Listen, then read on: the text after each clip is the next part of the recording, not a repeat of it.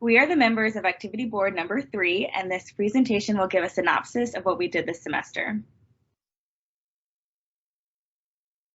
I'm Kara, and I will be going over the basics of our project. As with the previous generations of the Activity Board, our purpose is to create an exciting and educational outdoor toy that encourages social interaction between children. And in order to do so, the board itself will feature various interactive multi-sensory stimulating add-ons, and we will have an emphasis on cause and effect relationships for the children. We decided to take our thematic direction to outer space, and our add-ons will reflect this aesthetic, and we will explain that a little bit more later on in our presentation. And as with the other boards, we plan to deliver to the Little Lighthouse. Now we will talk about our accomplishments thus far. I'm Hannah, and I'll be going over the iterations of our board drawings. As we have just begun our project, much of this semester has focused on brainstorming build ideas and creating drawings for board layouts and add-ons. Our board layouts of our ideas for how the add-ons should be arranged were drawn with our final design being similar to board design number 3. This is the first iteration of our activity board. Initially, the tube used for the ball drop would not have been visible from the outside and would have been hidden at the back. The rocket ship and astronaut would have been stationary, with the asteroid belt taking up most of the space diagonally across the board. The second board design kept the same elements as the first design. However, the rocket ship was placed on a track for it to move. The tube for the ball drop is visible, and the asteroid belt is along the bottom edge. The earth door that was seen in the first design was moved from the corner towards the center, and an additional add-on for a noisemaker was included. Board number 3 saw minor changes, and our final design follows this layout. For materials and procurement, and what the board will be made out of. So after brainstorming and selecting which add-ons would be best to include on our board, we began looking for materials and locations to buy from. For our asteroid belt, we've chosen climbing wall rocks. Our wormhole ball drop will be made out of a vacuum tube. The alien spaceship will be made out of a tambourine. Stars and lunar phases will be used out of glitter acrylic sheets or metallic paint and metals. The earth door and the 4 layers will be made out of a wood sheet that is attached with a hinge and will be painted or made out of textured material.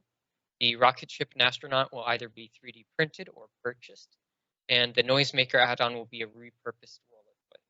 Our sources will be the atomic climbing holes for our pre-made climbing wall rocks, acrylics for the glitter material, Home Depot primarily for paints and finishes, metals and wood.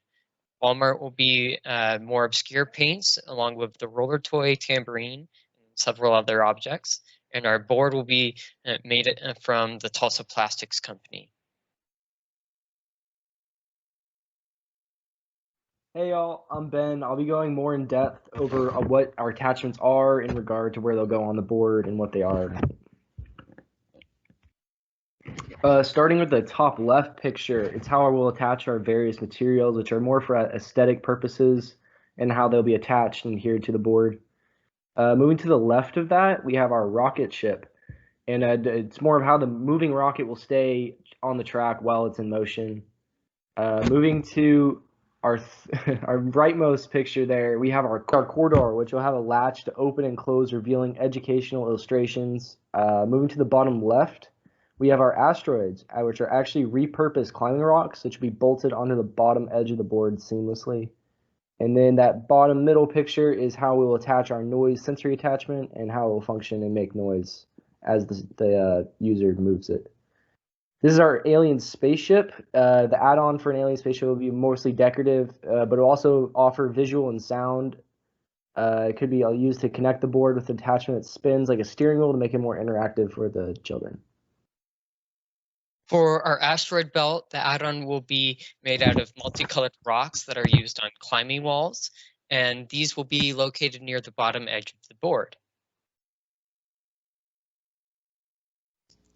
For the stars and lunar phases, they'll be made using thin wooden sheets initially cut to shape and attached to the board. This will be used as backing for different materials to adhere to. Another method could be to shape the add-ons from metals to attach directly to the board instead.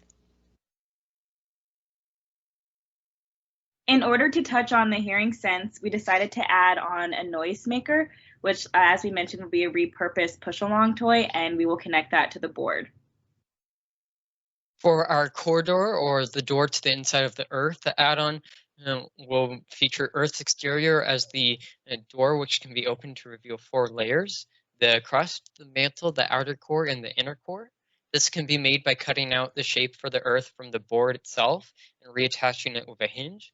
On the back of the board, a wooden sheet can be attached that will have the 4 layers on it, and these may be painted or may have different textured materials. Before we left for spring break, we decided it'd be beneficial to create a large 1-to-1 scale of our board to better visualize where our attachments will be mounted on the board in relation to each other. And here's a picture of what I was talking about. Notably in the top right, you'll see our gear ratchet system, which will connect 2 alien saucers, which will rotate simultaneous with each other as the user moves them in a direction.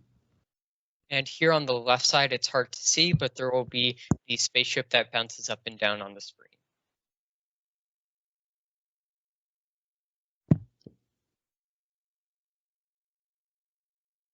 Now that we have explained our ideas and our design for our boards, we will now explain where we plan to go next.